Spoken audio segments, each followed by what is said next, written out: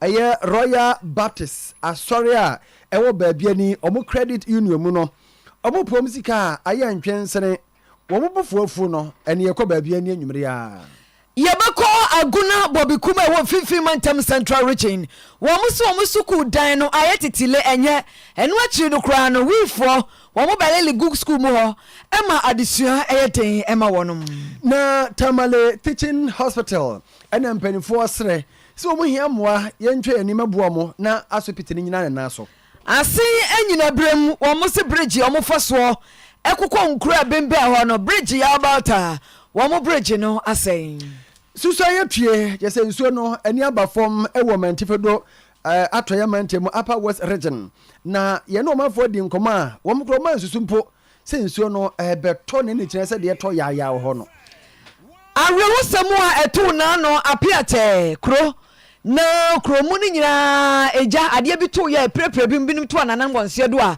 wɔsisi adan no yɛse wɔnwieyɛ nanso ɔma bia no yɛ nkramofoɔ nyinaa kyirikyiriya ɛnɛ ɛna ɔma hyɛ aseɛ na yɛbɛdi ho nkɔmmɔ kakra His Excellency Owura John Dramani Mahama wotu franka ama NDC amanyoko no ɔse no odi no kura dodo ɛwɔ n'abrɛ so yo ansɛm na busia ɛdɔso yɛmɔte nyina yɛ tifi nsɛm a yɛde nkyerɛmu no ɛba yɛde asɛde ama Faith Homeopathic Clinic yareɛ no te sɛ stroke na ɛhawa awoɔ ɛna mma fibro na ɛtete wɔ diabetes anaasɛ pressure bɛma yɛmmerɛ wɔ mpam asthma ne mmɛma ne mma nhyia mu yare ahodoɔ wani arthritis ana mesi kɔ Faith fo nkyɛn enu nketenkete ɛsa yare akɛseɛ ahenema akɔkɔben 18 mu ɛna ɔmo wɔ bibia ni afrɛ 0246728675 Ghana look alike ɛna ɔmo hwɛ mani so adeɛ na nyɛ ketewa wɔn yɛ adwuma papa ei wɔn ma TV no so yɛ fɛ etimi se odihye wɔ mu a ɛno asa wobɛkɔ so atie da bia ne du so a watoa de ama no wopɛ sɛ wo sponsor wo penkyerɛkyerɛ mu bia ne wafrɛ 0240180498 yɛbɛgye so Kangen Magic drinking water nsuo wei na anom bia abusua ɛma wahoɔden soronko sɛ calcium magnesium ne potassium ne iron ɛwɔ bi wonuma wotumi da yie papaapa ɛna wonta nya akoma yare ɔsa ne cancer so wonta nya bi abusafo obiaa nyansuo bi abɛboa ne sɛ efie ne nyinaa mompɛ bi ɔmo Breman UGC Tafo New Road kwan so abawa route hɔ nom no wode bibiere na wopɛ bia no afrɛ 0241449191 Electroland wɔn ni ewo mo a mopɛ TV fridges AC gas stoves any fie nneɛma electrical appliances nyina no baabi baako pɛ ɛno ane Electroland na abusua tie wopɛ Samsung Media TCL Nasco best brands ni nyina hɔ na yɛtɔn no ɔmbɔ so fo Kasi Road ɛna ɔmo showroom kɛseɛ no ɔbɛn Guinness Junction ɛna Top High ɔmbɛn Love FM Santase Allied Oil hɔ aso behu ɔmo number no yɛ 0543554949 fra yɛbɛgye so sanso ɛna maame bi se ne nneɛma ayira ɛne sɛ wɔforo ayamforo dunkwa ɔka lorry na lorry no wɔforo yɛ no wɔforo no so ame runabout wa sɛ wɔde kokotwi wɔkoduru hɔ nom no nurse wɔn sɛ ne nneɛma no animu yɛde bag a ntaadeɛ ne bellet wɔ mu tiniam hye no sɛ ei mede abom bellet akɛseɛ fɛfɛ te sɛ deɛ mede kɔ hene bambala beans ayayam ɛne bambala beans yɛyam yɛ ɛna medkɔtɔɔyɛ nti wɔsrɛ sɛ wɔhunu bɔtɔ bi a bibi saa wɔ mu ɔsɛ habama mi ka ho a bɔbɔden ne fabra na ɔbɛda wase frɛ wɔ 0554790111 0554790111 Multipack Limited enie wɔn na ayɛ 5-star energy drinking water Force Malt Pella Active Kaiser cocktail drinks ne nyinaa ɛwɔ hɔ Pella mineral water nso ɛka ho ɛde yie ɛpa atwɔtoto bi na efie nya ni kanika nya ni gye 0204 887011 055 516 9989 0535 411 441 Anyume ye Zembofo Penny ene Emmanuel Odro Korea Jimmy Clive ene amoate ne abusuafo ni nyina ewa ha Piesie ene Boga Sylvia ene ne ochinchin fide na mayen yenso a yano damu amote ye ne eyeme Oduefour Asabre pinaman na na penkra hene chiame mini aba Piesie Lardi. Abusafo nsɛm no anie. Enne nyani bɛhwɛ ɛwɔ baabi ani na nya ketwa. Ɔmanfo de kogyan kɔkɔ anibre pa. Ɛna kasa kyerɛ Oyerepa nsɛntwerɛfo ane ɛwɔ no. Ɛyɛ tiawa. Ukɔ baabi ani a Royal Baptist Asɔre ɛwɔ no. Ɔmo credit union. Ɛna credit union no amanfo do musika akɔtoto hɔ afɛ deɛ. Wɔmo hiɔ musika ɛsifiri afrɛsɛ ayɛ nnɛ ɛkyena. Hey, na yɛne yɛde sika bɛtɔ mo fɛ sika man a ɛno so akɔyɛ ntwɛnsene.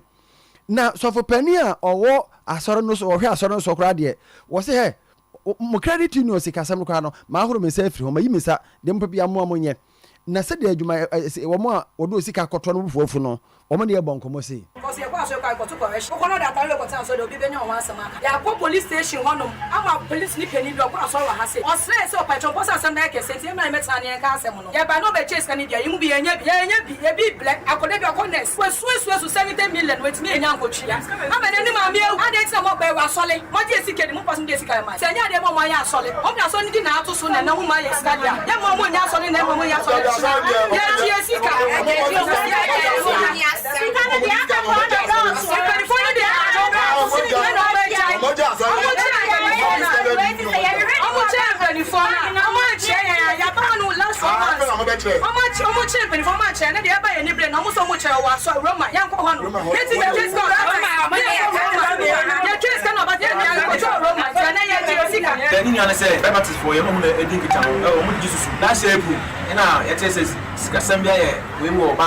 bank ne ku ne ejaye se sadia e ba be timu no kore de mu e ba so mo sai no kore bank ne ku na mo mo sika mama e no tutu e bi mi de mo ba ye aka ne se kan ye de last year next month 1 year ya cancer e nyambo e papa bia e from na be che kom so for se se wa wo ne sai de e fi asem because no ya te bank dada e sadia yeso de ni de be e de se nde ya ba ha e de kida to so nde o ma ya so se se ba ye ba Emmanuel Koko case no. Na say quite say ye almost say embra na omo tu sika na mai. Na ye buy na ye no betra ase. Imom de omo disika ka ba betu am obi ni ba still na bi ni sanka omo de. Nti police ka de ye ko ba omo say say ye say mo ye case omo na embra fe na beka be fe e be digita e ba fe no be digita ba still now na e sanka sika no omo fie. The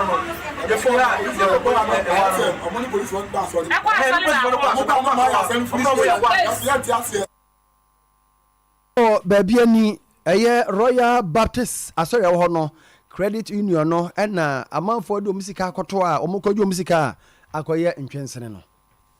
Yanko Mfifi Mantamu Central Region Aguna Crosino Basic School ɛwɔ Bobby Kuma Lower Aguna West Crosino emu Bobby Kuma na suku ye Aguna Municipal Assembly Basic School yi wɔn so wɔn dan no ayɛ tete paa okolampe tete dan wo hwɛ sɛ deɛ nkyɛnse no ɛtutuo no atu bi ahyɛ mu ano a nsuo bɔ mu kuru na ɛsɛ teacher afa ne baage na girls ne boys wo budi so na ɛsɛ wɔti low sale na wɔn aka nyinaa no wɔn to aso na yɛ kofie the semester thank you sɛ wɔn kɔ ano no na wɔn sɛ no kora ne kakakra wɔn hwɛ anim sɛ aboafo adɔfo ne adomfo bɛba bɛboa wɔn nanso anuanom atiefoɔ ne adɔfoɔ deɛ akɔduru ni deɛ ayɛ sɛ wiifoɔ so asa de wɔn agye mu ɔhaw no wɔn wiifoɔ de wɔn agye mu kyerɛ sɛ weekend kora deɛ bobo wobɛkɔ agya na yɛ so mpregu hɔ no ɛyɛ wiifoɔ na ne nanam hɔ a wɔn gya wɔn na agu hɔ a na wɔn kyerɛ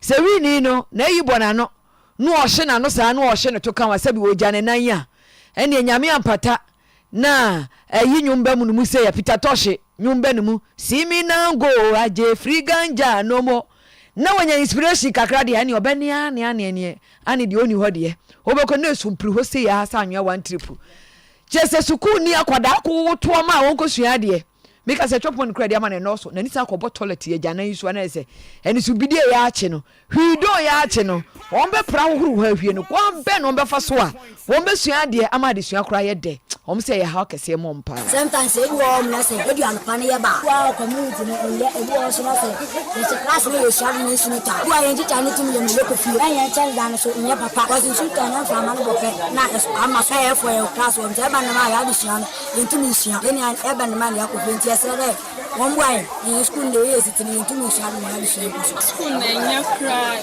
student from home to years and they know every year stress about somebody no punish so those are just say ye pie na question baby in so kind stress about somebody and yeah papa in so I just see the place class is not over we so kind and so to na so the form na ya ko be we so kind and yendos no yeah papa yendos so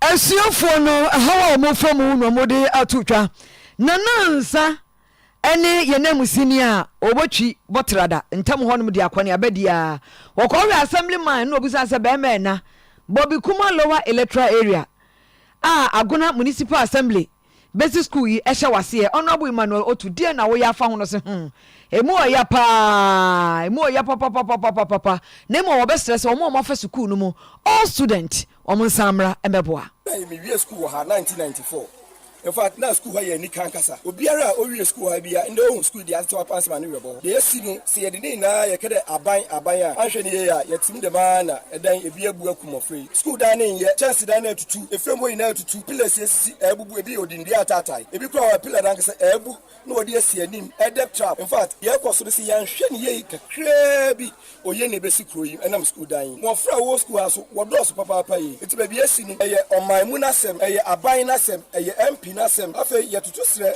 Bobby Kuma fu mpenifo a wa fa school yi mu pen de obiara mra no mra maboa yen ombeso ye mfi ni ehwe kwan a ye befa so a ye school AMB those days me friend ADC school asem na making ye be hwe na ye be page out school ma school yi afa de tampefra Honorable Emmanuel Otu Emsafo ye free ho na yakọ Tamale aban asopete na nyamfinhia aduonum ya oguso a wo hya ho fa kakra na ya ne Piero kasamafo a okasa ema wo mo owura eye zu Berus Aliu adinkomo adesade na wode ato nyina yanim se omuhia moa na mo omuhia no ba bia de nkwada ya wo mo foforo eto eye neonatal intensive care unit ehia afie cardiothoracic center yehwe akumamu ni ebum yare pediatric emergency unit P eno mu hia wo mo sra me no nyina se yemra na ebeboa wo mo. If you look at the hospital for the 15 years of its existence, there used to be some teething challenges. The issue of shortage of medical professionals, the issue of low medical equipment, and so many other things. Yes, we are celebrating because some of these things we are able to improve on them. Because of our accreditation for residency training, we are able to train a number of specialists, not just for the teaching hospital, but for the other facilities across Ghana. And so we are striving hard to improve on this, to be able to get more of medical equipment and improve our services. We have come quite far, and there is more to be done. So we are competing with the global standards, and so we are not going to rest and say we are comfortable at where we are. We are thinking of bringing on board some of the specialized services that you don't get apart from, let's say, Colombo. Last year, you realized that we were able to do a very significant procedure, which is the hernia implant, right? And we are still trying. The plan is to, for instance, think of getting a cardio center, because we said the entire Northern Ghana. So if we have a cardio center, it means that patients who will need this service will not have to travel to the ground again. And so that's the plan going forward. Again, we say that while we are celebrating this 15 years, is to be able to mobilize resources, to be able to put up a pediatric complex for our organization. That is a very big one for us. Eni amuti ye eye ora zu Berus Aliu ya oye Piero kasamafo kasa ema Tamale Teaching Hospital no wi ye no Dr. Malcolm ya ono so oye neurosurgery ewo neurosurgery unit ewo Tamale Teaching Hospital wan so ne de nkomo kire se wo hwe yare beba ho no ma de ha adwene pa no eye obi wa ne tiri na akopem bibi mu obi wa ne tiri na akohwe bibi mu ni nyina so mo de moto ta nya nkwanhia bicycle so kan mo tare nya nkwanhia dakro wo ma nya ni pa se wode bicycle akohwe ba bi ne tiri akohwe dan mu ana se moto akohwe ba bi a enipa du de wo mutiminya. Currently, one of the main issues we are dealing with at the hospital is head injury. Over the past years, we've noticed that there are so many people who come to the hospital with head injury. Currently, as we speak, you take the show to the accident and emergency unit, you will realize that more than 80% of the patients have head injury. And it's something that has an impact on the individual, an impact on the family of the person, and an impact on society and the country as a whole. And so it's important that during this period at the hospital, as we are trying to change the narrative and reposition the hospital for excellence, we talk about this cancer which is troubling us and affecting the society to do. Now, the commonest cause of head injury we have in the northern sector is road traffic accidents. Comes of motorbike. A lot of the people riding motorbike in Tamale, quite a significant number of people do not ride with helmet. And so, whenever they are involved in an accident, the impact on the head is very, very bad. And when the car happens, the outcome, even with treatment, sometimes is not good. And again, aside the motor accidents, another thing that happens is the accidents from vehicles. Sometimes for our children, one of the common things that happens is enti Dr. Malcolm ana akasai oye neurosurgeon ewo neurosurgery unit ya wa Tamale Teaching Hospital wa enwachi ana Dr. Nazita Abdul Rauf ya wa medical doctor ewo intensive care unit eno so de betudwa se wono so afam no case ta abo manipa ye pressure ya hypertension blood pressure ena afi to bi so a na yare nkomankoma bi so aba be kan na weni de too much. When we say hypertension, commonly known as blood pressure, high blood pressure in our society, it's one of the essential diseases that is very frequent these days. Which one? One of the essential diseases most frequent in our society. When we talk of hypertension, simply is known as high blood pressure. How do you know if you have high blood pressure? It doesn't give you any signs and symptoms. Very few people will experience headache or dizziness. Mostly we associate with malaria because we are or typhoid fever, and we must for this without even coming to the hospital to check ourselves to know what exactly people associated with especially the fast people. Even sometimes very slim people like me tend to have hypertension. And another one is our brothers suffering from diabetes. They are also at risk of suffering from hypertension, and also the agent. That's also another risk of hypertension. Dr. Nazita Abdul Rauf, medical doctor, intensive care unit, ewo Tamale Teaching Hospital. Finche dunum ena womonya washa hofen. Yadru emfifi mantem obiom na yakọ asen anya brem na asankafo mu twika won potam wonum no mse mu otepa. Efi se bridge bia na nka wonum efa so no bridge no ena no asai mabunu no ekoyeye.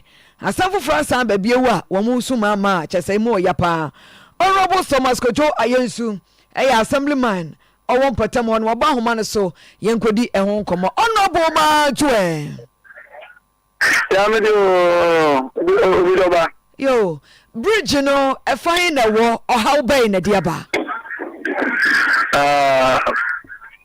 Mado ase afi mefa kunya nso tia atifo nyina. Ya tese business senior group na the same time no e road to positive skuma ana positive aka ana positive so do short user ekime elephant. See a bridge no ebuko jo a car entimi mfa so. Me ba to ebuko jo ba enya de me wor for be ya me wor for be ya no ana fida wor for be ya ana de battery ya sinyo mu ya no o wanti nanka kaso ba o man na di eni aguso na maka ne etimi efa so ba sai di ya de guso no na abu Aba ka tumi enko so bio. Enti aban de no wa nie. Aba tara bi. De aban ye no a na mo di nua gu so. De aban ye na no. Oya wie ba ka so de obey fele agu so. Ba wa ta be 3 years yo so na onya. Enti yesu ko no e fa wo. E ko ba ko ba se o de so na chentem na ma akudi afa. Enti school for ni so ni school for ba ane efunfo o so ni efunfu na wo. Because of that, you know, ama senior ya, ya phone tinko, any school phone tinko. Yeah, my own did so into the so. At the same time, so no, a school road so acting abroko. And it's a fire say, my mono, there is say, a day, communal about a year, the work of Settlement Yabuso. May I pass my team and for Gusuno. And I put you to Bako Abu. As a more, say, more per se. And more bay and a muhia or oh, that's I'm only a campo. Well, they can say you push your banner and can a dimbra. I think a banner and wire or crying. And so, my push you committee for Akum, and I'm a Akasa, so still no. Yabai, Tiano, she has still home. Tiana, concerning to this, I think I bring the end. Say, and my Bruno, I come home. Ana yakocha bridge no yakocha nia agua e factory tabachi enti trata ne ye kwakoche no eno na si akoye problem ti ye pede ko trata ne ye gusha concerning to issue and ye bre man no ye bobo an didn't want na ko fa enia beto because of say ye for my one so that ana ye nko school ye da se free so ikadu ne be ye ba ya mi ado na efi o tra ko timi ade a na ka bi abafa ya ne break ni timi ade na ba di ska ko fanta ma ban e ba ne kwa isania e se e woro yo ene na yedase anwumre ye bo pai se mo benyamoa entem so na aboa ama akwani abedie akoso e wo ho ba ti yo mo be da to pa yedase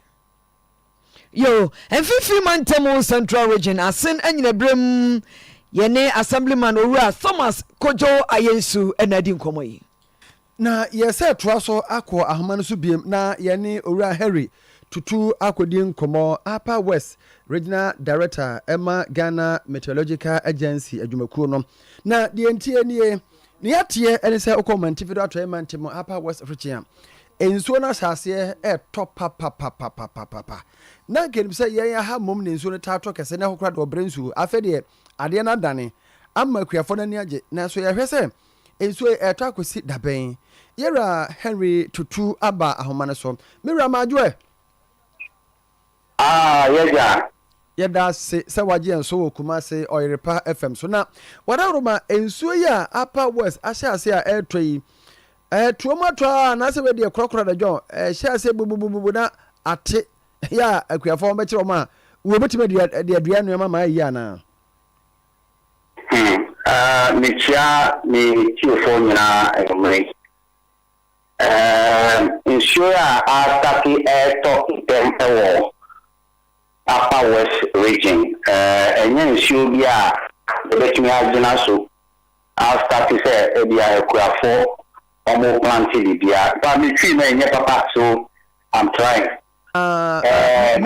miss them up so yeah enti me ma amati afie se ensure we ma eto de enya e February ena de enya e March mu no ba be twi ma kokeke enti omunya butre by next month which is April and after from May going na ya start say enya ensure pa na almost start e omoku adwuma no normally no you will figure the ID measure the susun issue no say enya we need to say 20 millimeters of rainfall and no say issue no akofom ye ama kuafo betumi start say omodua omonyama na niamu pese omuye what do you call it yam bayre niamu pese omuye bayre say issue ya eto or Upper West region say bet to me after the building like gather moles earlier to her. Now say start it proper, then they can start with their serious farming business. Yeah.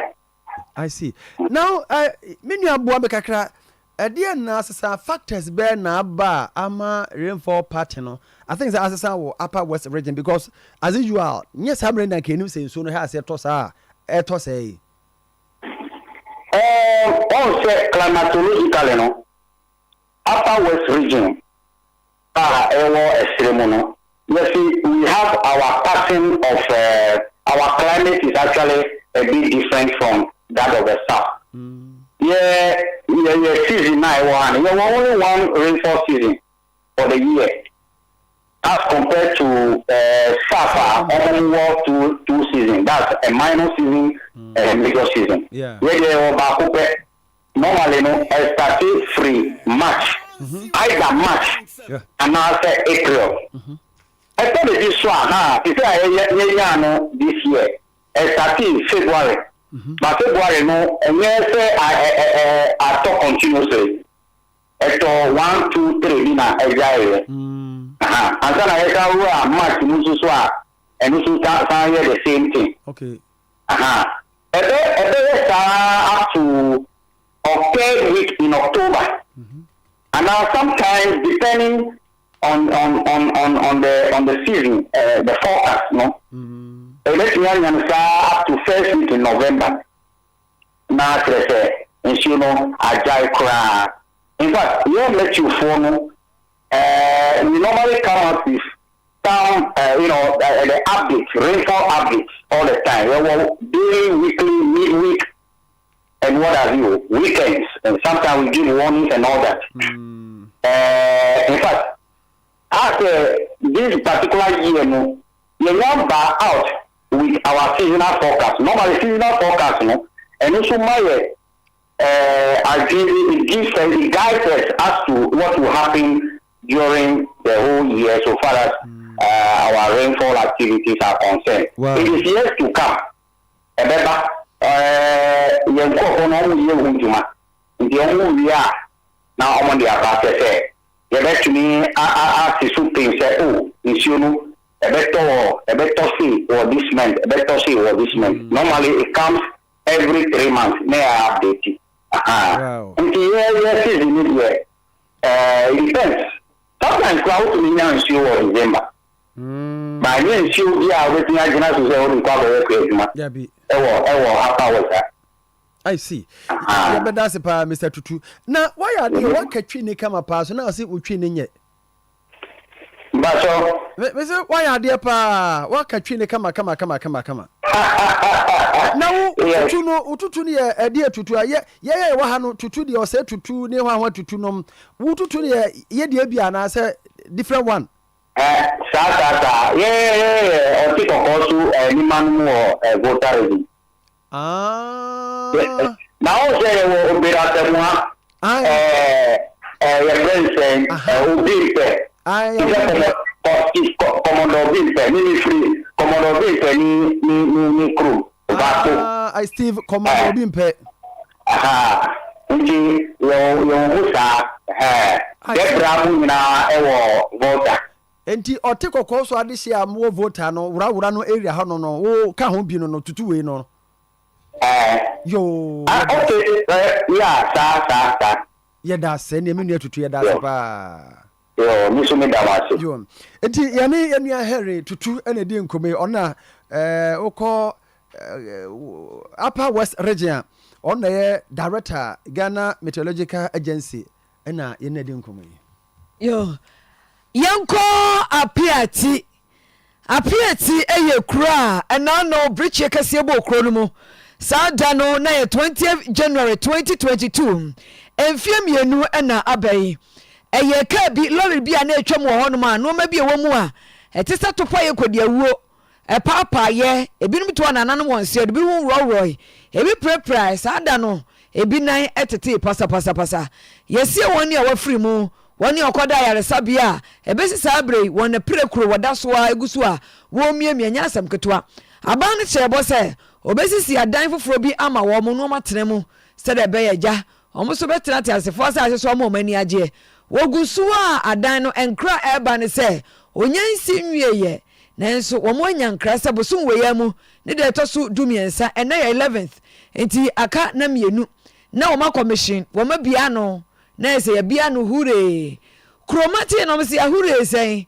hure we dia no de pa what aba no won komre bia fi se ade a yenwie de yemia no e ma no nyi March ya 13th March on ma be the commission dan so new site no dan egu on kwa do so chene new old site no me de on commission na no so blasted one day bomb mo blasted one day adenti e na o ma ye o ma dwen se old site no commission na new site for no yaka net da kwampo wo new site no more than 30 na so wo se commission sa net da nya no onye ye o mu nyina so wo mo land so a unkofa pro to be bia obeso on san nkofo na land new site ye dan na de ye chance dan ye bibia asai manfo so afo ho awie na mabebre without o maka me yensi ha biem mama obi am ye amfa ne sa be ka dan so ye na sese ye ja dan na suwa 2 years almost 3 months Koje ya bu onye njado chade asamisi no blog dan wo mitwe mukun efim ye ko be bedi 1 year na asamisi so ambe susu efim atonche se ekru blog dan 6 bedroom flat asamisi no ne drenchance na otete we ejuru blog dan egu we sim obi ne natede wo de ahya nan na yankatenkate a wose 13 for 17 for bi da wo de ki wo de ba enti papa emi na mama menso mu na no nyina na ye wo den na wuri mo bi ki imo no wa ba bedi mo emi na mama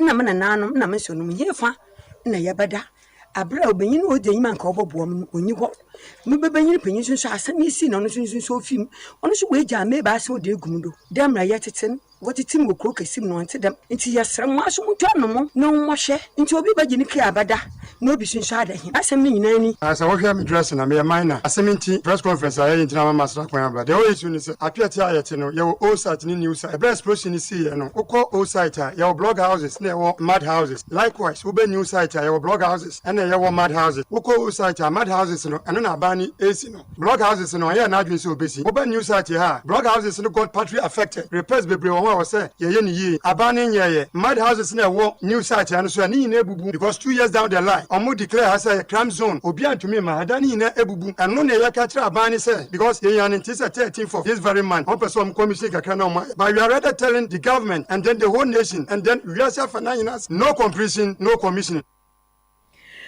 yo nti womu wakodi mu a mo hwese ye be omadan na wie ansa o makom no ebi mu ensem no owura Kingsford Philip Amponsa wa gangalia wono na edomo a wonbuofu wo di wonum anim ono so se mo kan ni apia tia asem de enya asem foforo Ghana fo atia na biama ene yenhye mudie no yeso special ne se ya wo apia te community ni mu ne de yehunu se dwuma no ye mpanimfo no enwiye kura yen knowledge mo kura no they are not even up to 60%.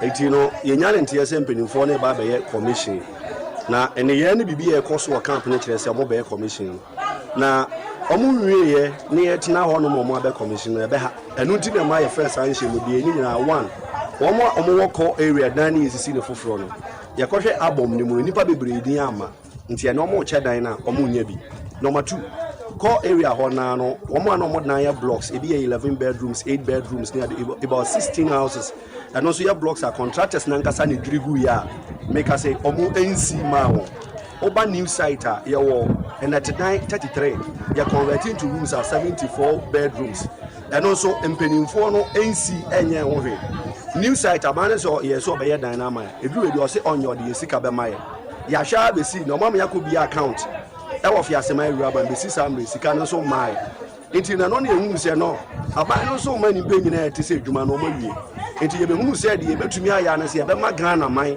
ene ewiase nyina be hunu se mpenifo adwuma no omo wie enti ye conference nyina etieti ene se omo complete resettlement project no before commissioning ya sem tieti a omo wie ya emomo commission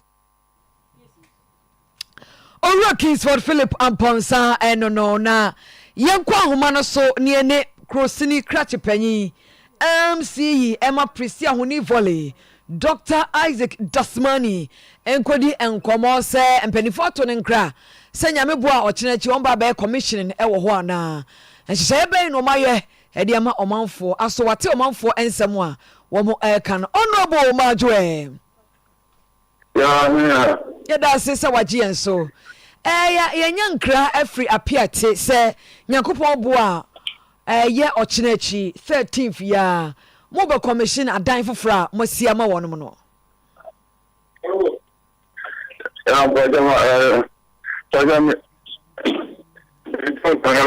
hello honorable Majo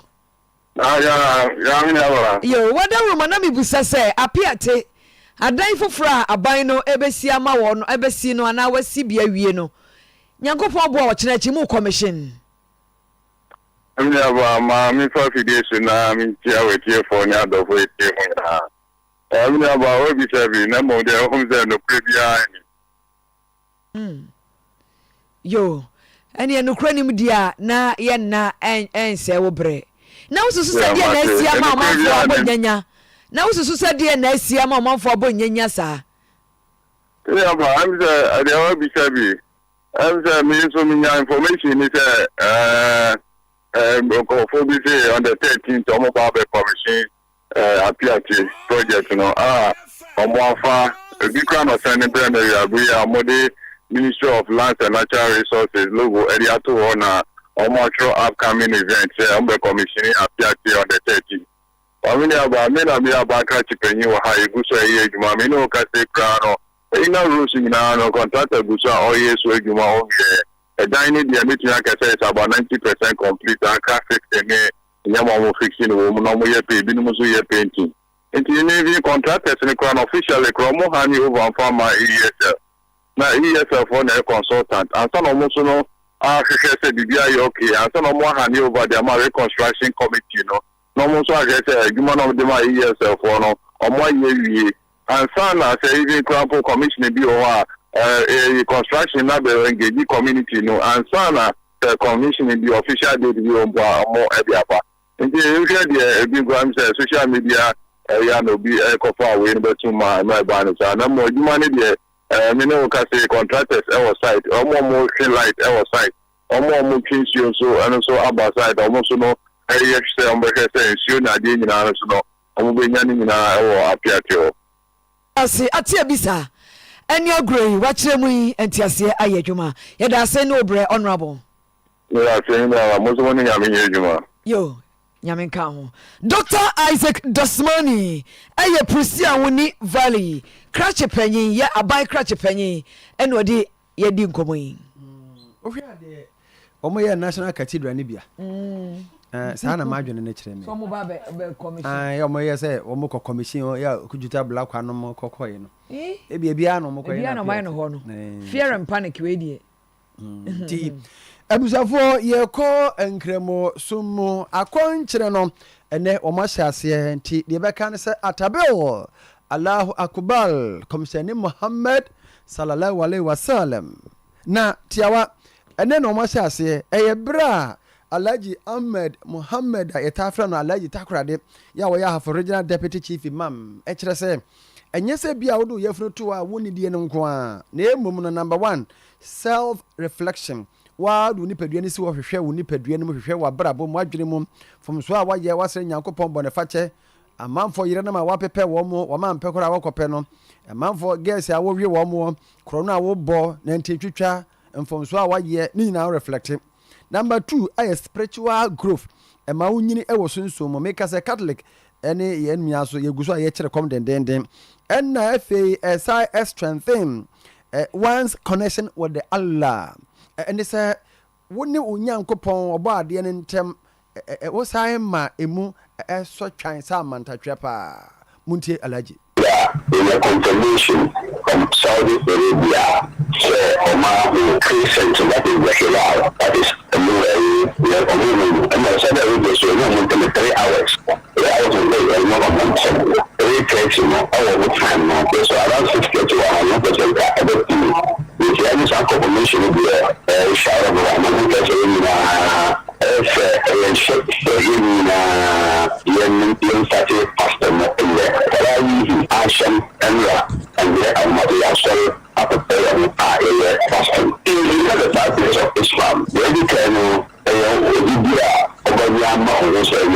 the Jalisa Allah, the Sumbusum, the Cosuma de Empapa, the Lucones, Papa Kianos, and the Politianos, and maybe a person the concerning Mohammed Sallallahu Alaihi Wasallam on the Suman, Sumari, Islam Manase, on the Tray, the Leaders are also. Shabu Suri was on the political arm and my concerning Muhammad El Bear, the deep pressure in the partners of Islam, Ramadan, often among the partners of Islam, they share Islam with the community, share and also the conflict. 1 year, we have what we keep the rules, one of the rules of Islam. Ania yɛte Alhaji Ahmed Muhammad a yɛtafra no Alhaji Takorade ɔna yɛ ahafo Deputy Chief Imam. Afe yenko amanyosem emue. Nia watu Franka ama New Patriotic Party. Edabie yamra NDC ansa. Franka tufo ema NDC amanyokuo no. Owura John Dramani Mahama ene nemoa ne ntoabo. Ene nsama wodo a APM enya asabkotwa.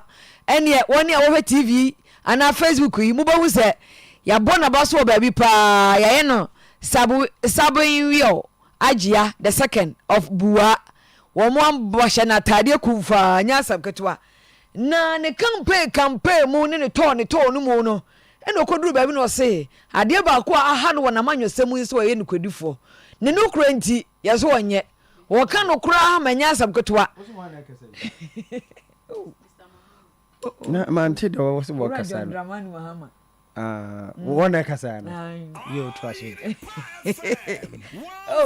yo enti ne no krenti no no sabi yetete no ye de no kra na tete no abre bia sa wo ya manyoni sa wo ya ba mu nipa de etie no kan saa otahunu na kwa obi beta wo no krenti nanso be kakra na omanfo agewadi na omanya rehemu ewo mu no akwa ese wo hyenkani a utwika no obi anu se bia de ekoyi de ne nukura kanti wo de ekopapa na sese a edunduma ekoso o mayi mu yi aban ne se nye dumso na ye de aban ne mrabonten no meka no kore enche Ghana manfo na wonyai kataso momuaso yi. I was brought up to tell the truth at all times, and so when I was president, if things were not going well, I told the people of Ghana things are not going well, and this is what we're trying to do about it. I think my honesty was one of the major problems that I had, because I didn't think that I should fool my people. Unfortunately, other people have other ideas. They would come and tell you sweet things, promise you heaven, when you know that they didn't intend to do it. Today, every day, you sleep and the lights go off. And we know that they are shedding load. They have a problem with generation. Some generation assets are down. They have a problem with paying for gas. They have a problem with paying for fuel. So every day, they are shedding between 280 and 480 megawatts of power. They will not give us a timetable, say you'll be off today, this one off tomorrow, because that's what Ghanaians know as doomso. And so we'll just put off the lights anytime and reduce the number of megawatts so that the system won't go down. But we don't call it doomso. And so there's no doomso. But we know that is doomso. And so as leaders, we must learn to tell our people the truth. And we must be honest with them. Unfortunately, this government has not been honest with the people. From 2019, I knew that the economy was in trouble because the finance minister was hiding the true figures. His Excellency Owura John Dramani Mahama. Anytime we uncle the way last story. Kaya I'm away yaba from. I'm a vima buffum. What? Vima they can use that. Yo, I was already by the way. Young Trosso na young co a Buta region. MTN Ghana Foundation for Adibia Wamakwen Waketa Municipano. Womucha say Omusha say developments our Ghana. Omunye be say that. Where the toso chese ano din na uba kana saying ye can say be a state of the art e chese e sefata o mine e bibi enye sabe fechire de bia na sa project o maye no e neonatal intensive care unit neonatal no ye ba bia yawo nkoda foforo kra no no block no enna wo maye ye maternity dia saka ho ho ka no kwa ye 90 million enye keto wo mo de afi ba ko boso miensa enna ase awie e de MTN forecast wo say we ye the largest of its kind undertaking by the MTN Ghana Foundation in the country ebio wo say bed ye wo mkwa ye aduesia 60 bed facility yeah 410 maternity ward yeah emergency ka ho first stage no ano no and yes ward 20 bed for so I just said the omaye no epinsi da said omaka no na owura Salom adedevo and we see MTN Ghana ne just say eja won ho pa sika de e ka so bi sika Salom MTN ai and we dey to just say na niaje say ade o say 15 months ago wo matima wie na wo wie bibia wo say apom de hia wo mo enti na o maye saa no Municipal Health Director ewo Keta owura Emmanuel Kona and I want so wakasa ye no dey to just say MTN Foundation for no Ghana Foundation my ade amodi amaye ye nya modin boda ye bebona no pa wi anwumre da so mu nyina ye de modin beto dwom modin beda ya no sanse madwene ye ho Dr. Kubio Chrysanthus Regional Director of Health Service na ono so kire say MTN for ye hunu de ye nyamo mu ye bue say hello ya ye tete ye niam kakra nyina wo mo boaboa no uto data isi anasa wo mo boaboa no ena wo de yesa no wo ma ya de ena togbi siri the third ya oye ohene ewo alo wo no so kire na ni je pass MTN Ghana Foundation ade amaye ne de remarkable nyame wo nhira mo papa yenko enwumesua ne mu a emu Oduefour Asabre the second foundation any Newmont Ghana and a Coral Reef Innovation Hub akabom adadwumedie fefe biedi eye abefo nimdie aye friend AI Black Center fefe bi wabie no yo so RC Basic School wo ahafo no Southwest Mansi ni mu e wasante mantem ya na yesi AI lab wo mo bie ebebo ama abefo ntitie nimdie titu robot nkwada no wo masua ho nimdie ho papa Owura David Johnson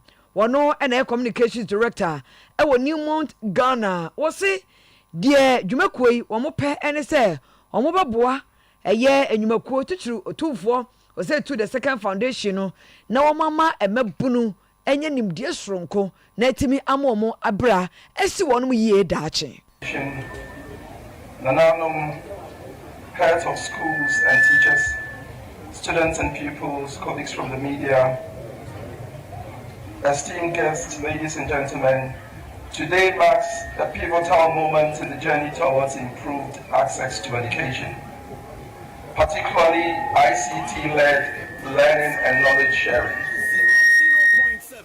We are here not only to inaugurate the first of our smart laboratories, but to celebrate the power of innovation, collaboration, and the commitment to empower our under-resourced communities with the tools for self-determination going into the future. There is ample evidence to show that less privileged communities, often overlooked due to distance from the main city centers and critical infrastructure, are often overflowing with talent, creativity, and dreams that deserve every opportunity to flourish. Today, through the power of collaboration between Newmont and the Oduefour Asabre the second foundation, we have taken a giant leap forward in bridging the digital divide and ensuring that many more children in these less resource communities are given the requisite support to be competitive in our world today. Yo, Owura David Johnson kasama for Emma Newmont Ghana. Nana Professor Ohiniba Boache J owo ahene otoso mienu. Oduefour hia hene eno no. Wa board chairman Emma Oduefour Asabre Bebi Foundation.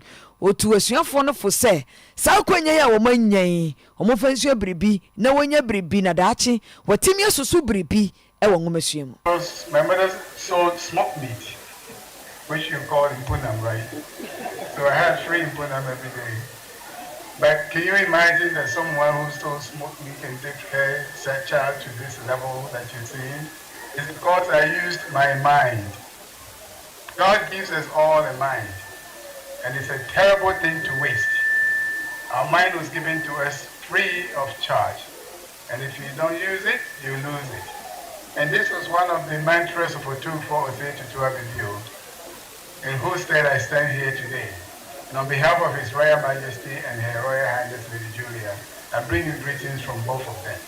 When Oduefour came 25 years ago, one of his objectives was to empower education among in his kingdom. Education, as you know, is the bedrock of all human development. It is also what gives you the ticket to achieve and to become successful.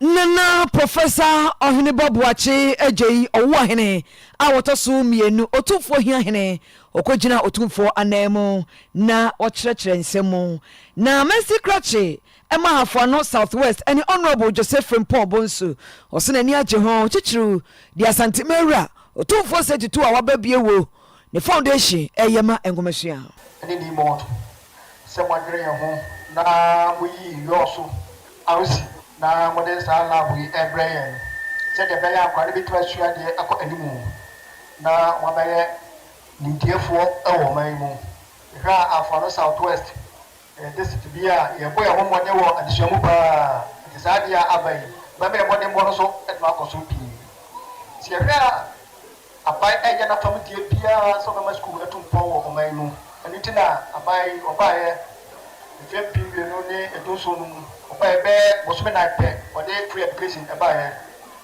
Jabaye na family so eye bi e de boa ban a yes asida na o say e de mamo ti e de masipi said the my we bi ma you also no am so very mercy mo a circuit na e be etu ti ke besere mo say ka circuit center bi e ti ba ko say ya e ka twa boy mercy ni pa ni ti nana madawo ba ya do we mo kwada circuit center bi aso ti meja ba ko e da wasi Honorable Joseph Frimpong Bonsu Mercy Krache Penny Afano South West Mercy no Yane Honorable Kofi Tikelenkele ene ekwedi nkrumai Nana Bosoma aso nkrewi otoso mienu sunyama hena toa nana no wonse do brana so se woye na yie na du sunyan a ayetum ene ko Honorable Kofi Tikelenkele maadwe Yada se yase sunya de atum ne ko kire mu kakra Mimi amara tubu sabu manta ko na kiti sunami chia ni pato wa kuni ni no maje mbre ani akatie editie sikete ni han sabu wo bi ni ame ko manta mu ayi sunami ayi kono na ayi kru afia itabi ana suman kwaye awu sunai eliamane bo ebe ho na na sunai traditional cancer bra ka ina ko ko no ide no ko ma ye yes was so ka lu te sa he ni na ko na ko ya man sai so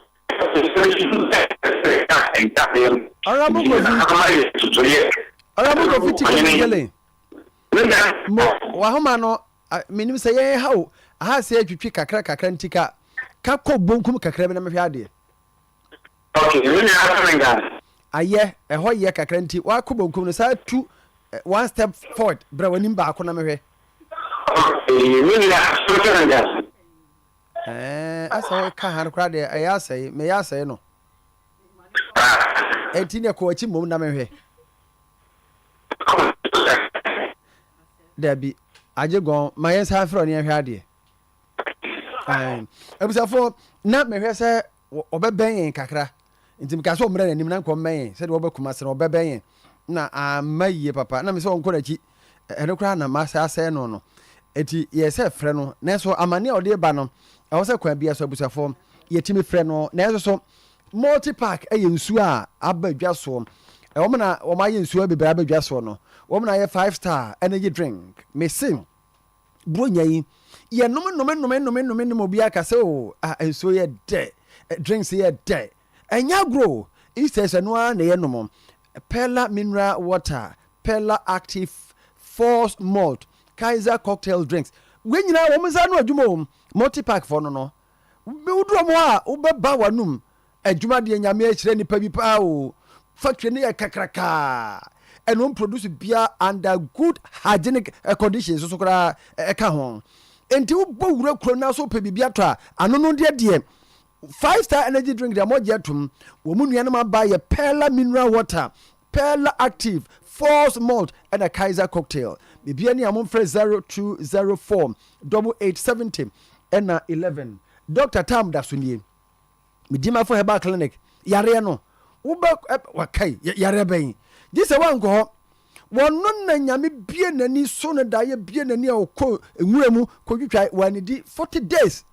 Ai wo ba mu hu se na wo kwa afafa se ya osu fi kura no osesa no na monko pokua se mayira mumma kuma se agogo ha wo yare de beko mon frère 0244774282 honorable coffee tikelen wa ba homa no so Medase, mini ya masamba na wote mekata awu. Ade mu da ho clear.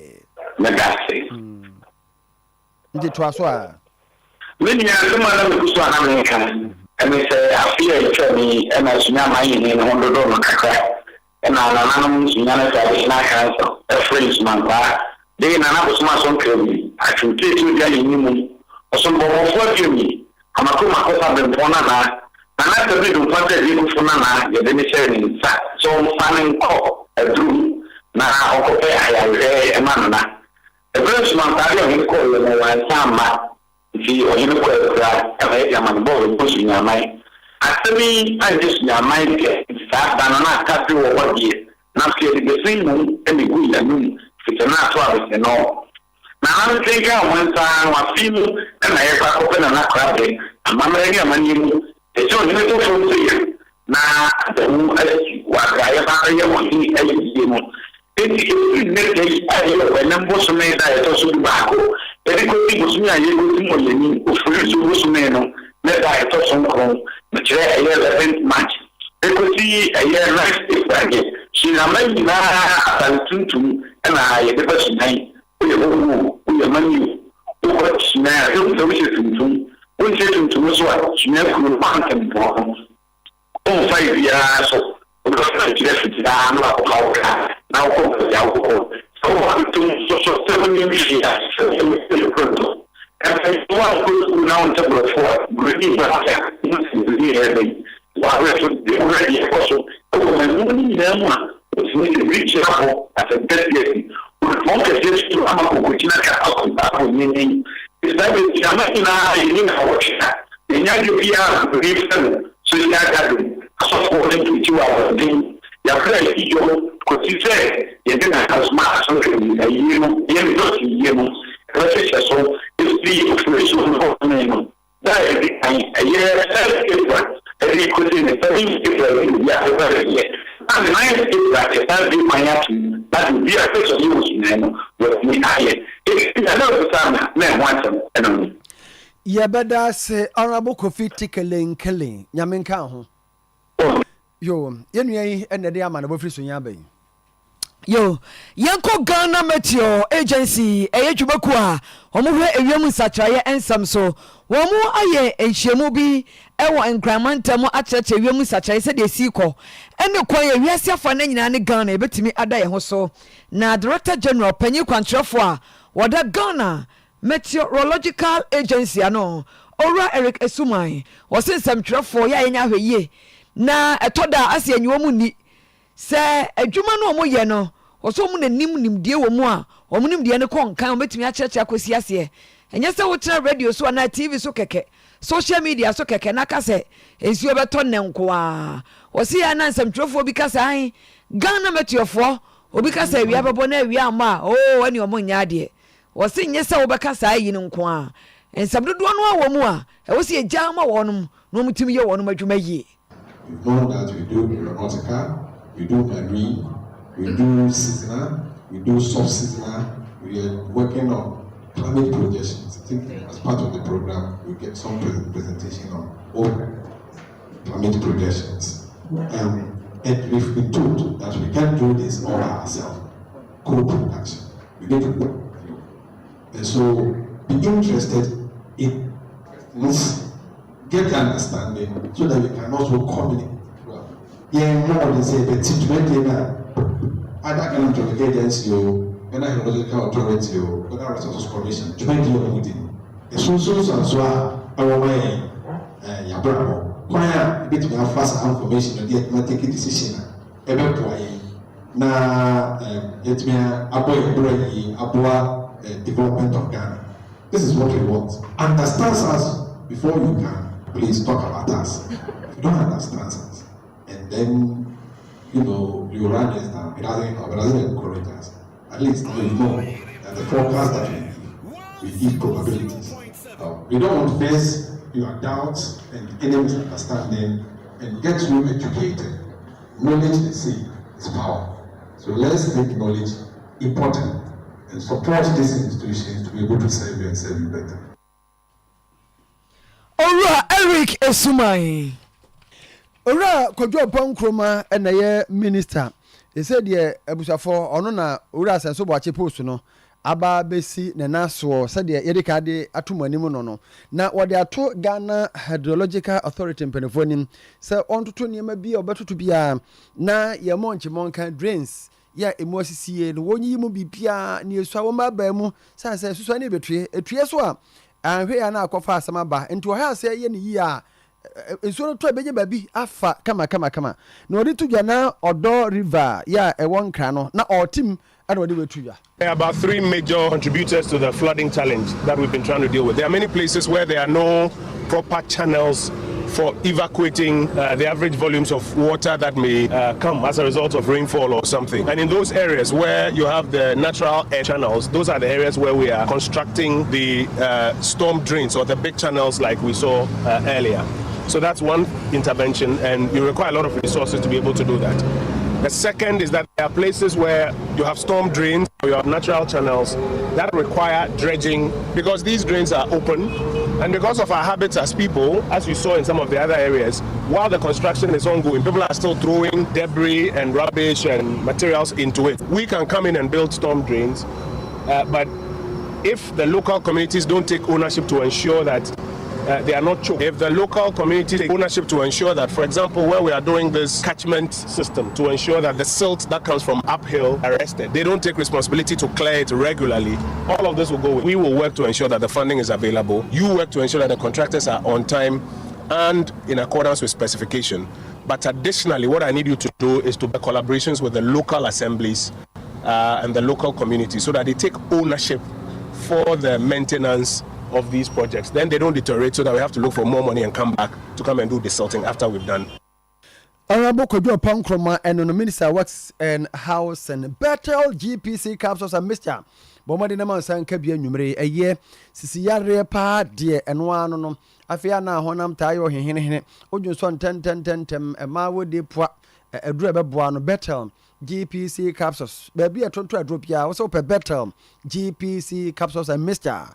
For 0244 93 91 93 nafi ya jeoso. Any sa no na missing person we Amdallah Aziz ni yenhuni wonya frinsha edumienu Amdallah Aziz yenhuno jachi ene ofri ehon wote na oyetuntum ofrifie enra Amdallah Aziz okwaputo djadwom wone ne maame na koye na omufri dwom ho no nan ofri wo so wokhwedi sister e waputo dja na wanko ho eno nsan ma afie Amdallah ehu ba bi owo ehe na owo abusua ye de ombe ye bia omunya hu no enti wo hu Amdallah Aziz awanya frisha be edumienu a from 0556 957 591 0556 957 591 Oyerepa TV radio Promise TV radio betimi dia ba and as a police station ebe wo na fe ye hunu de ebe ye Yenfa yenka boy entwa so Honorable Daniel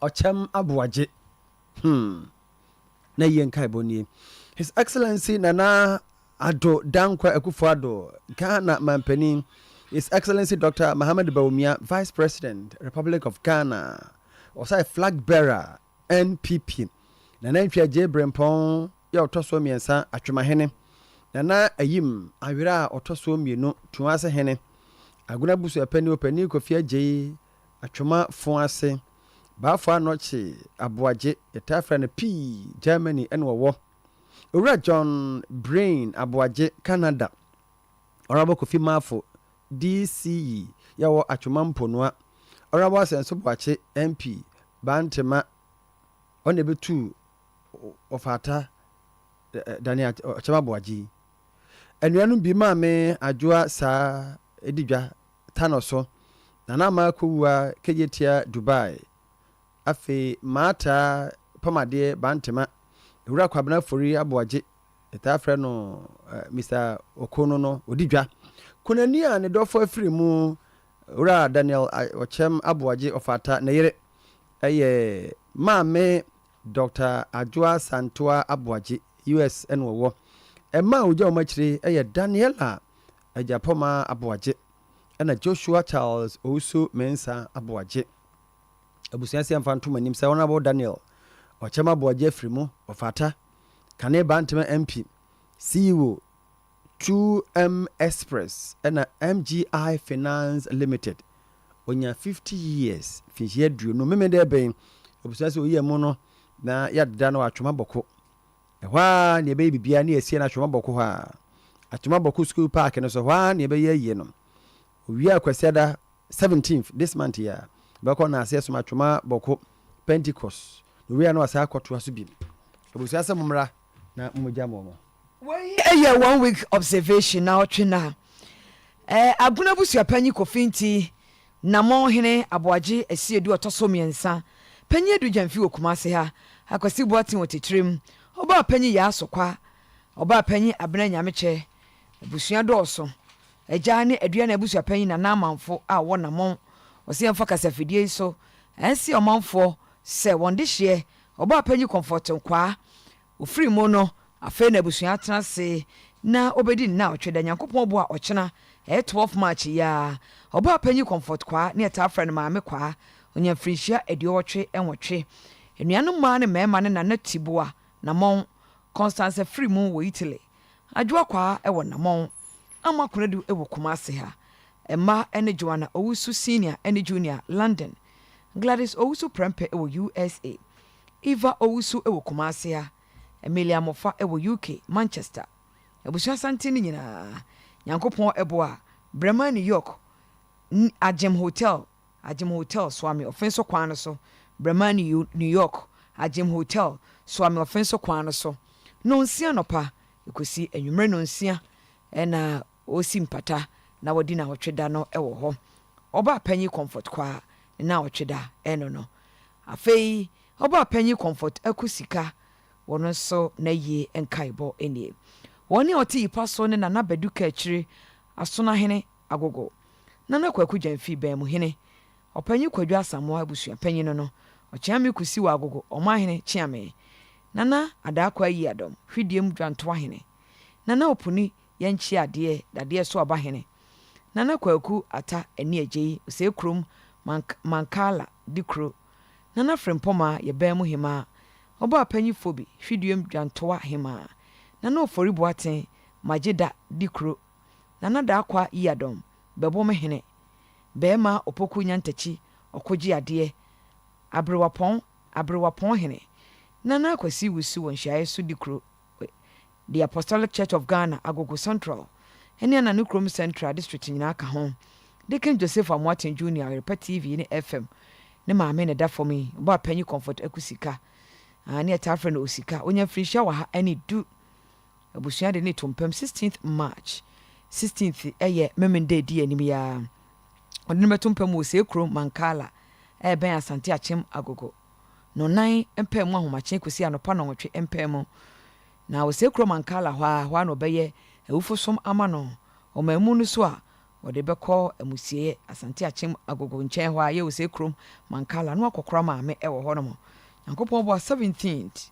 eye kosi ada ya the Apostolic Church Ghana wo se kro mankala ho no bekọ na asie som ofri na asie som obasan sinkonwa ewo ba bi oye ye no wo se kro mankala ho a na ode eye nkaye ato aso